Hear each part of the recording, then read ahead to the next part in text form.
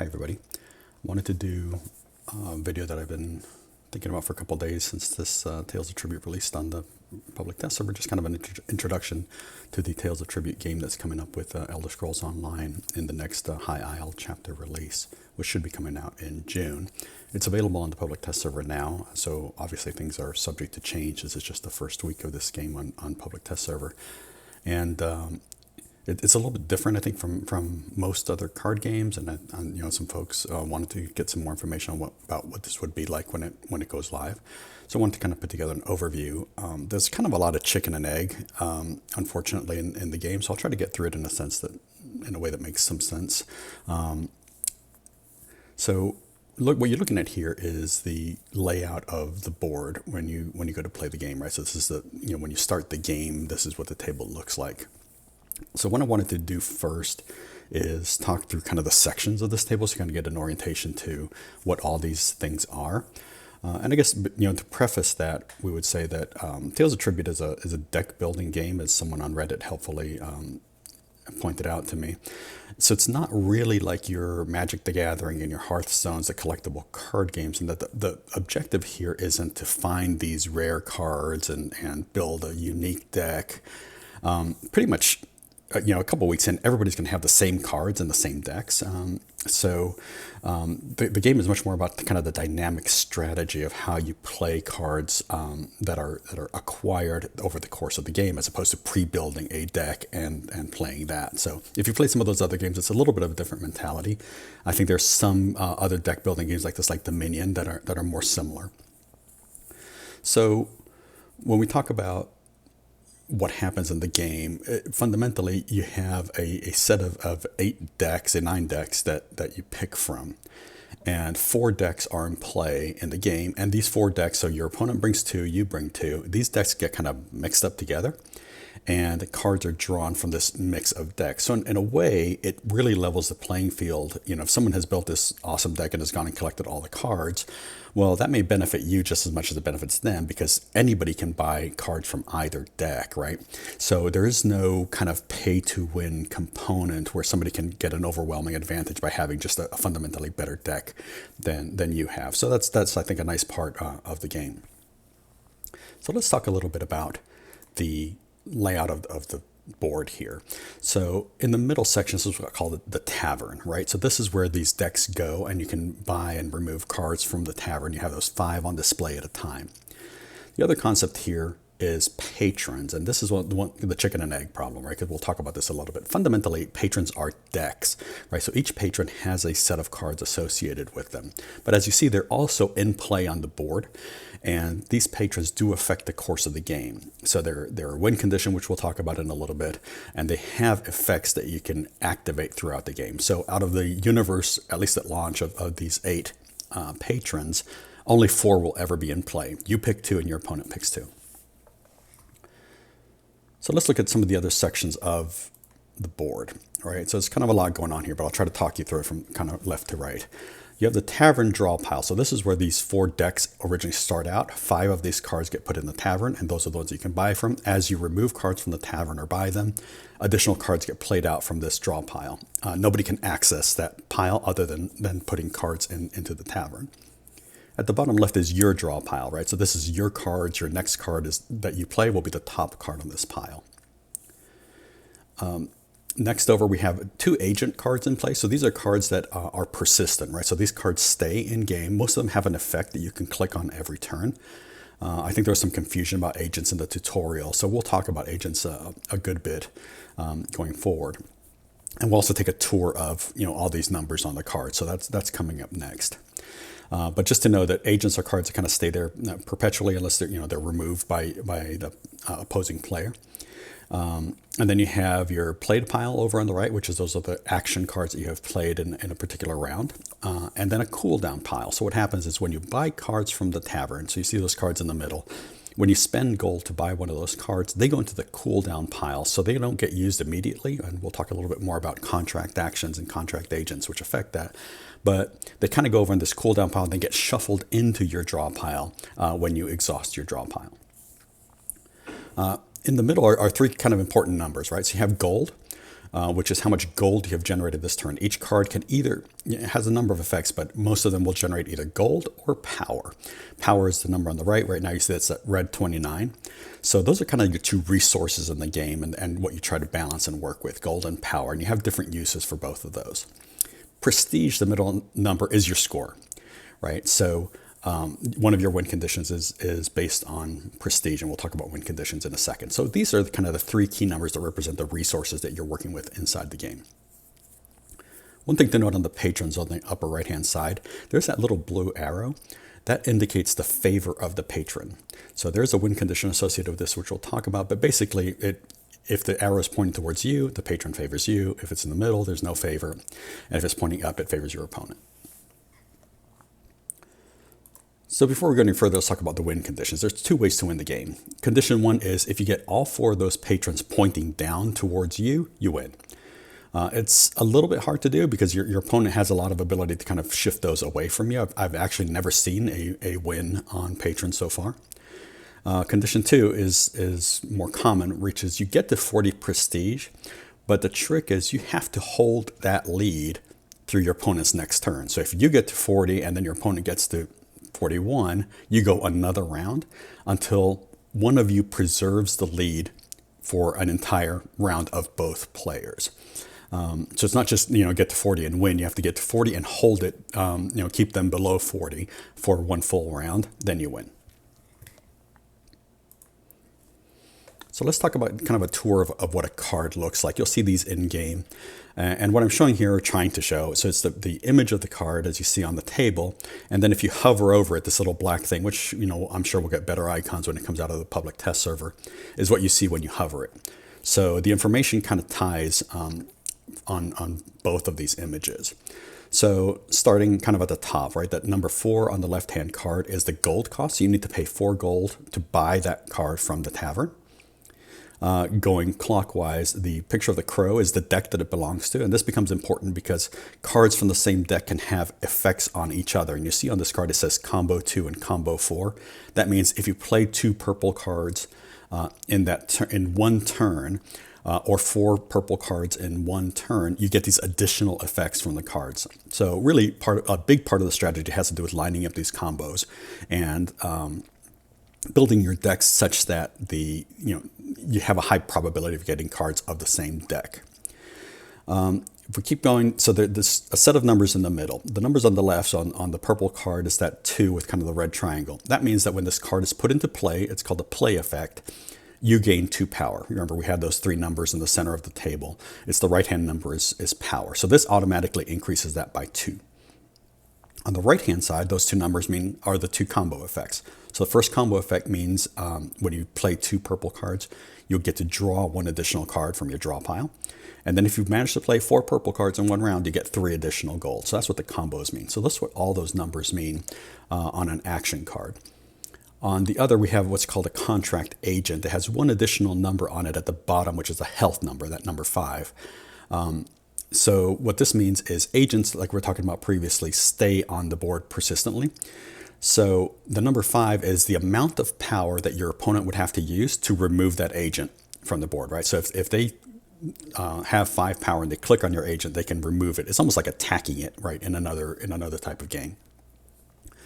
And then you see additional effects on the card, right? So this card has a taunt on it, which means it has to be attacked first, and has something that I hadn't noticed, and I lost a couple of games until I figured this out. It prevents what's called a power to prestige conversion, which we'll talk about in just a second. So there's 4 types of cards, and you can kind of see them here. There's really 2 types. And then contract is an additional modifier. So there's actions and agents. Agents stay on the board. Actions just do their thing and then go into your discard pile for that turn. If it is if it has the word contract in front of it, it means that when you purchase that card from the tavern, the action happens immediately. So this contract agent, instead of going into your cooldown pile and waiting until the next turn to get shuffled in, that contract agent goes on the table immediately.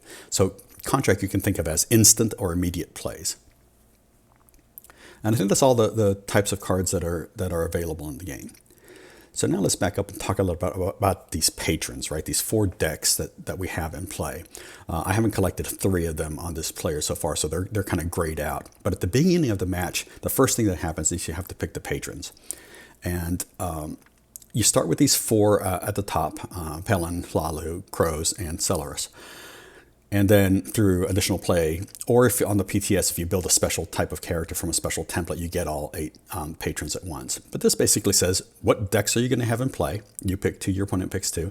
And then consequently, what effects are going to be in play on the right-hand side, which patrons are going to be active that you have effects from. We're going to be talking a lot about the patrons and their effects here coming up. So that's how the game starts. You pick your patrons, and then it sort of deals the cards. Okay, so let's talk about the patrons a little bit. So when you start the quest, you get 4, really 5 base game patrons out of the box.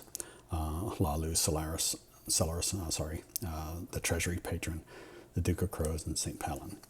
So we're going to talk about each one of those in turn. The Treasury is a default patron. It has no effect, it has no favor, right? You can't go plus or minus on the favor for Treasury. It only does one thing. You sacrifice a card, pay 2 gold, and it creates a special card that's worth 2 gold. So really, this is kind of a way to manage your deck, right? To winnow out. You get a lot of 1 power, 1 gold type of cards. The more of those there are in your deck, the less you can access your useful cards, right? Just through the kind of the random number generator. So this is a great way to winnow down your deck, particularly in early stages. I think I talk about this in every single one of my videos. The next one is Grandmaster Delming Hlalu, and I apologize for all the pronunciations because I have no idea. So this patron, when you use their effect in game, basically converts cards to prestige. Now it's an interesting distinction, right? If it's something that gives you prestige, it's giving you points to your total score. Most things give you power, and we'll talk about the conversion from power to prestige in a little bit.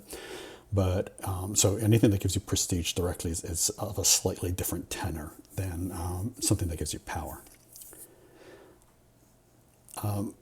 Each deck also kind of has a little bit of a theme, and I've tried to extract some of those. So in this, the themes that you see in the cards in this deck are straight up gold building, acquisition of tavern cards. This is a really interesting thing, right? So it'll say something like, when you play this card, you can acquire a deck out of the tavern that's worth 7 gold or 5 gold. So it's a great way to build your deck. And extra patron turns, right? So generally, you can only do 1 patron action per turn, right? So use the treasury to convert a 1 gold coin to a 2 gold coin, and that's it. Or you pick, Duke of Crows and do his effect. You can't do anything else that turn.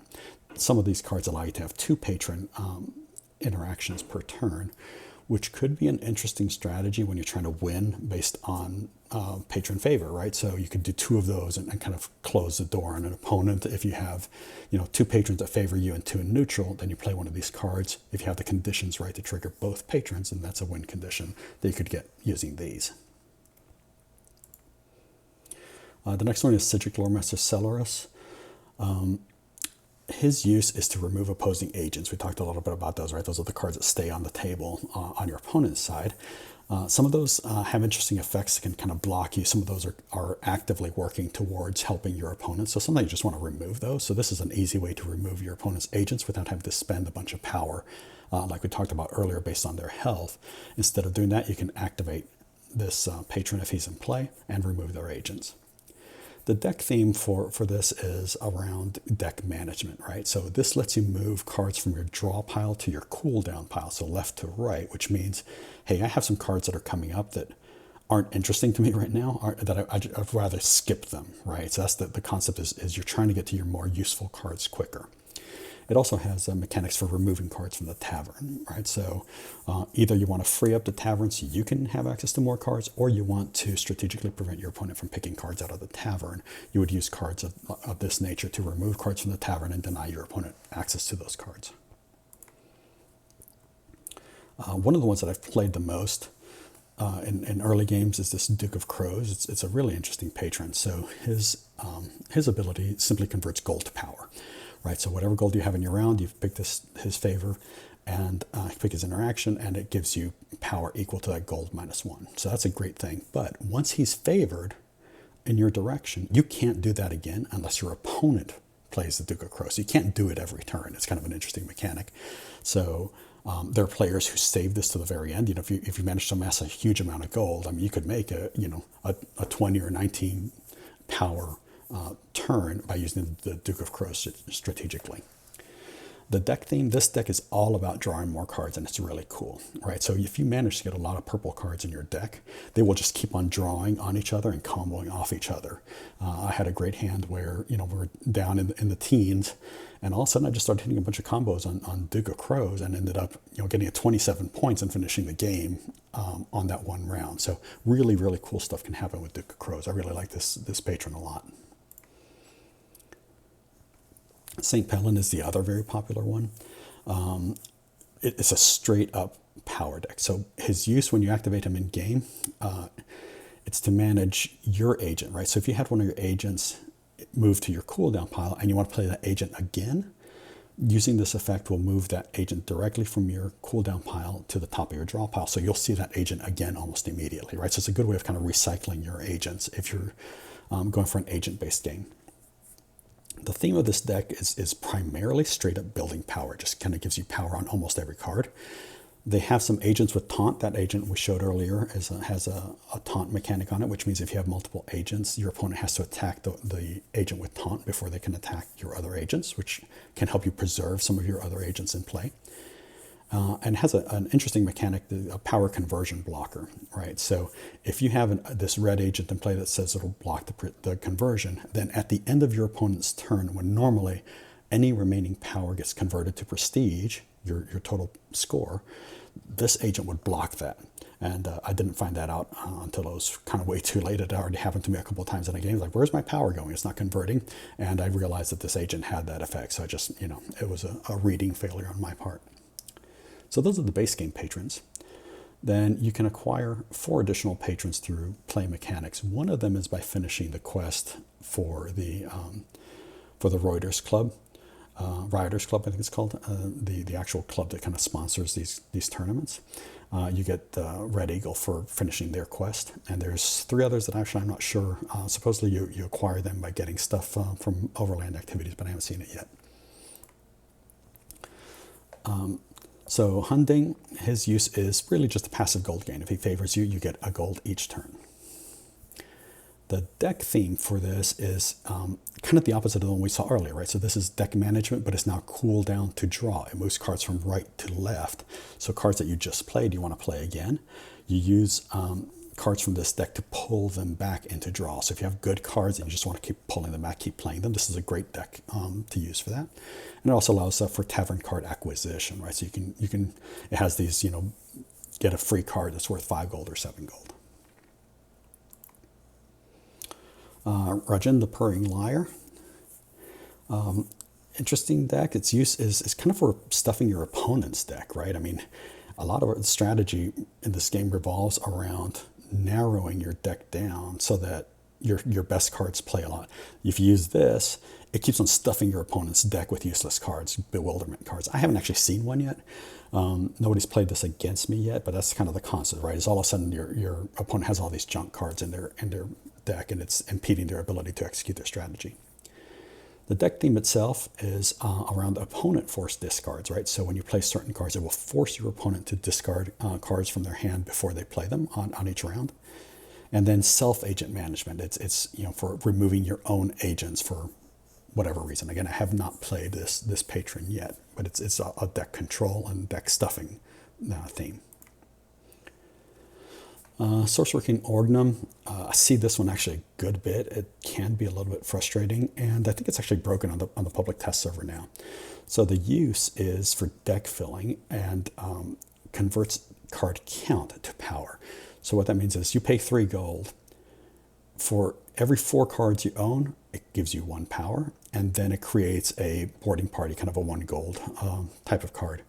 So it stuffs your deck, but it gives you a lot of possibility for combos. So it's really interesting, but really the mechanic that gets played a lot is converting gold to power. So people play this on every turn, and it creates a power creep that you got to be, I guess, pretty confident in your abilities to offset it. So you don't want to let somebody kind of do this nonstop unless you've got a really solid strategy for countering it. The deck theme is direct prestige build. So we talked about the red deck, St. Palin's, this power build. So all the cards give you power. This one gives you prestige directly, which is really interesting to me because it allows you to bypass that problem where if your opponent has that agent that blocks the power to prestige conversion, this deck bypasses that. It just gives you points to your total score without that having to convert power to prestige.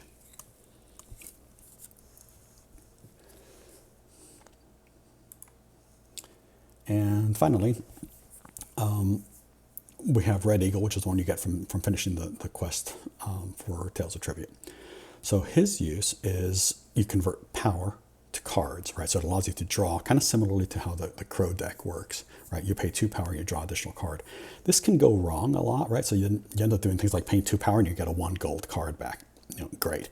But, if your deck is thinned out enough and you're pretty sure that you have some combo cards coming, this can actually create a powerful combo mechanic, particularly with the purple draw card mechanics of the Duke of Crow's patron. The deck theme for this is about deck winnowing, right? So as opposed to the one we just talked about where it's deck stuffing, this one allows you to remove cards from your own deck and from the tavern, right? So this is about slimming down your deck to get it most useful. It's a little bit, in my mind, tough to use, but the draw power is actually pretty nice when you need it. So that's the tour of the patrons, which basically is the decks that you will have available to play. I want to finish up by kind of talking about how the game sort of starts, right? So we showed the table, but how does it actually start? So the 4 decks get combined into the tavern draw, and then you get 10 cards. You get 1 from each deck that's in play. So you see here on the image, I got 1 from Duke of Crows and 1 from Celeris. I actually think that may be Sorcerer King Organ, I'm sorry. And then you get 6 of these 1 gold coins. So these are the ones that are kind of crowding up your hand, and those are the ones I talk about it all the time. I'm sorry, I repeat myself, but converting these from 1 gold to 2 gold cards is really a great early game strategy. So you have these 10 cards to start out with. You get 5 at a time, and then once you've consumed the 10 cards, you've played the 10 cards, then your cooldown pile and your discard pile gets shuffled together. So any cards you've acquired in the course of the last round, or really in the course of the last shuffle, get now shuffled in. So as you progress through the rounds, you're actually building your deck, right? You're getting rid of cards you don't want, you're acquiring cards you want, and then you get into the mid and late game, which is about now you have a deck that has a theme and has a purpose, and you're moving towards the win. So that's kind of how the game kicks off. I wanted to wrap up by briefly talking about combos. So I want to kind of show it in action here, right? So here we see I got a pretty decent hand going, right? I have fundamentally 4 purples in play. So I got 3 in my hand, but then I also have a purple agent. So what we're going to see here is we kind of go through showing each one of these cards. Peck has no combo. Toll of Silver has a 2 and a 3 combo effect. Blackfeather Knight has a 3 combo effect, and Brigand has a 3 combo effect. What happens with the agent is it kind of automatically does it. So we play 1 card, now we're going to play our combo 2, we get our draw, and then we draw again because the Blackfeather Brigand's combo 3 automatically fired. Right? We didn't have to do anything, we didn't have to click on it, it just is an automatic combo. So this is what's important about the agents is when you have them in play, they act immediately to make your combos happen. So it's just another way. It's not only about the cards that you play, it's also about the agents you have in play. So this has been a real brief overview of Tales of Tribute. I think it's an exciting addition to the game. I think it's going to be a lot of fun when it launches. And I hope you enjoyed the video.